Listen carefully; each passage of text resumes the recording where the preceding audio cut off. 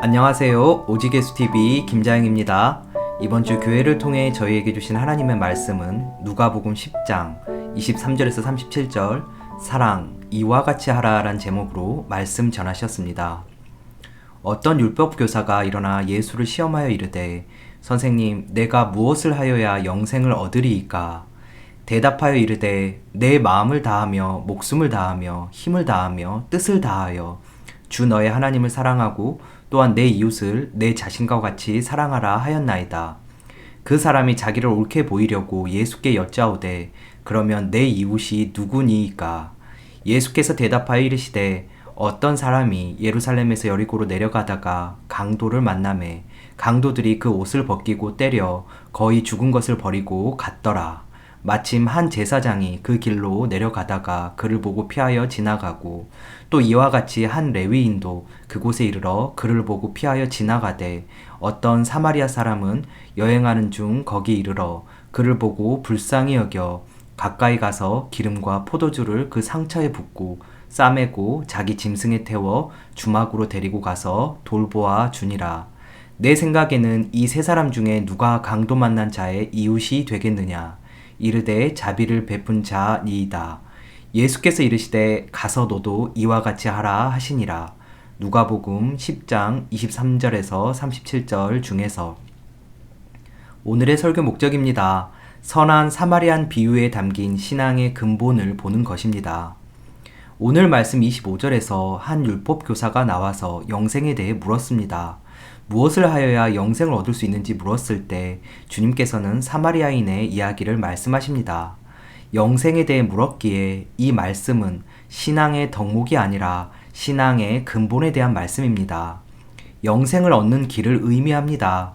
신앙의 모범 정도의 이야기가 아닌데도 사탄은 그 신앙의 본질을 신앙의 덕목으로 바꾸어 놓았습니다. 박애정신, 이타적인 삶, 믿음의 사람뿐만 아니라 세상 사람들도 선한 사마리아인을 많이 이야기합니다. 이웃 사랑에 대해서 말할 때 그렇습니다. 여러분도 선한 사마리아인처럼 이웃을 사랑하고 주님의 마음이 흘러가게 해야 한다고 생각하실 것입니다. 그러나 그런 말씀이 아닙니다. 신앙의 본질을 이야기하는 말씀입니다. 27절에서 무엇을 행해야 영생을 얻겠습니까? 하는 그 질문의 의도를 아시고 예수님은 하나님 사랑과 이웃 사랑을 말씀하십니다. 그런데 여러분은 이 하나님 사랑과 이웃 사랑이 잘 됩니까? 힘을 다해서 하나님을 사랑하라고 하십니다. 만약 하나님께 힘을 다 써버렸다면 이웃을 사랑할 수 있습니까? 나의 뜻, 목적, 동기부여의 에너지를 하나님께 다 써버린다면 이웃을 사랑할 수 있는 힘은 남아있지 않습니다. 힘 다했고 뜻 다했고 생명까지도 다했습니다. 그러니까 이웃 사랑은 스스로 자발적으로 할 수 있는 것이 아닙니다. 나로부터 출발해서 할 수 있는 것이 아닙니다. 하나님의 사람들은 주님과 연합해서 그 주님께 마음을 다 써버립니다. 그러면 그때부터 하나님의 뜻과 의지가 나에게 들어옵니다. 그래서 이웃사랑은 결국 내가 아니라 하나님이 하시는 것입니다. 29절에서 율법교사가 물었습니다. 내 이웃이 누구냐고 물었습니다. 내 이웃은 곧 율법교사의 이웃이 누구냐는 물음입니다. 여러분도 율법사의 대답처럼 사마리아인을 이야기하셨다면 그 율법교사는 자신을 강도 만난 사람과 동일시해야 합니까? 선한 사마리아 사람과 동일시해야 합니까? 선한 사마리아인이 아니라 강도 만난 사람입니다. 너는 강도 만난 사람이라는 말씀입니다. BC 722년 북이스라엘이 아수르에 망하고 이스라엘 사람의 혈통을 무너뜨리기 위한 혼혈 정책을 썼을 때 탄생한 사람들이 사마리아 사람입니다. 이방인과 이스라엘 사람의 혼혈을 만들어 선민의식을 무너뜨립니다. 그래서 이스라엘 사람은 사마리아인도 이방인으로 개나 창녀나 세리처럼 여겼습니다. 강도 만난 사람에게 이웃은 그런 천한 사마리아 사람이었습니다. 그런데 율법교사는 강도 만난 사람입니다. 강도 만난 사람이 영생을 받고 구원을 받으려면 선한 사마리아 사람이 되는 것이 아니라 선한 사마리아 사람으로부터 도움을 받아야 합니다. 선한 사마리아 사람을 주목할 것이 아닙니다. 이것은 덕목이 아니라 본질입니다. 그렇다면 사마리아인을 개처럼 취급하는 선민의식을 버려야 합니다. 그래야 도움을 받을 수 있습니다. 어떤 선민의식입니까? 이 땅에서의 선민의식입니다. 어떤 환경에서도 나는 망해도 주님이면 된다는 선민의식이 아닙니다.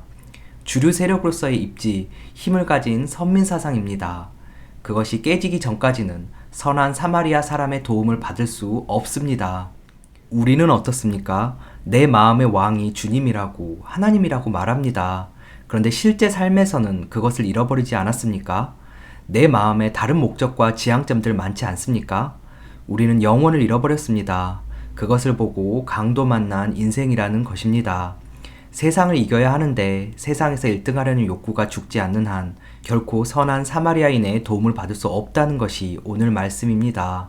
오늘 말씀 전인 17절에서 27절 말씀에는 예수님이 파송한 70명의 전도단의 이야기가 나옵니다. 전도사역 뒤에 제자들은 사탄이 예수 그리스도의 이름 앞에 항복하는 것을 봤다고 합니다. 기쁜 일입니다. 그런데 주님께서 항복하는 것으로 기뻐하지 말라고 하십니다. 이름이 하늘에 기록된 것, 우리 존재가 하늘에 속한 것으로 기뻐하라고 하십니다. 아무리 그것이 중요해도 세상 안에서의 기쁨은 본질이 아니라는 말씀입니다. 기쁨의 근거는 하늘에 있어야 한다는 것입니다. 그것은 사탄의 속성 때문에 하신 말씀입니다. 요한복음 8장 44절에 보면 그는 처음부터 살인한 자이고 진리가 그 속에 없으므로 말할 때마다 거짓말을 한다고 합니다. 거짓의 아비입니다. 그래서 70명이 전도한 후에 귀신이 항복했습니다. 그런데 깨끗하게 내가 졌다고 하면서 나갈까요? 깨끗하게 나가는 법이 없습니다. 사탄은 하나님의 사람이 하나님의 마음을 왜곡해서 받아들이게 합니다. 속이고 나갑니다. 나 항복, 나 졌어 하면서 그것으로 기뻐하게 하고 그 기쁨에만 주목하게 합니다. 그래서 주님께서는 그것으로 기뻐하지 말고 어디에 속해 있는가로 기뻐해야 한다고 하신 것입니다. 이제는 기쁨의 근거가 바뀌어야 합니다. 귀신이 떠나가고 항복하는 것으로 기뻐하지 말라. 그런 기쁨은 중지하라는 말씀입니다. 삶이 고달프고 막혀서 애쓰는 것도 동일한 이야기입니다. 그것으로 힘들고 견딜 수 없다고 말하는 것도 같은 이야기입니다. 멈추라고 하십니다. 하늘에 속한 인생이라면 내 걸음 뚜벅뚜벅 따라오거라. 그러려면 강도 만난 자의 마음처럼 나는 배품을 받아야 하는 사람입니다. 내 속에 수많은 기업과 생각과 음란이 있는 이미 영원을 잃어버린 존재가 나입니다.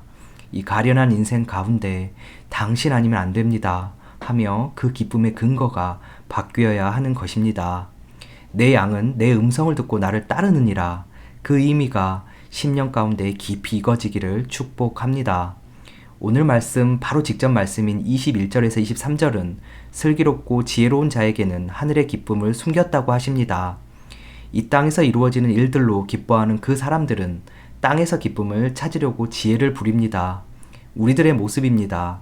그들에게는 숨기고 어린 아이들에게 보였습니다. 어린 아이들은 힘이 없습니다.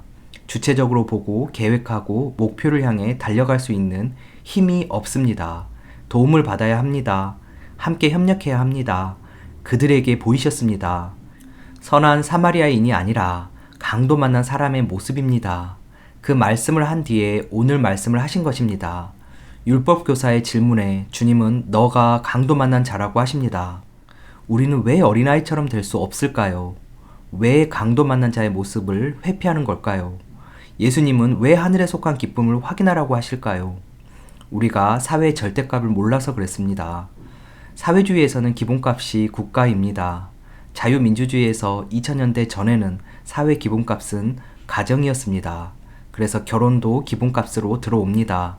그러나 지금은 그 기본값이 무너졌습니다. 남자 여자가 만나 결혼해서 자녀를 낳는 구조 깨졌습니다.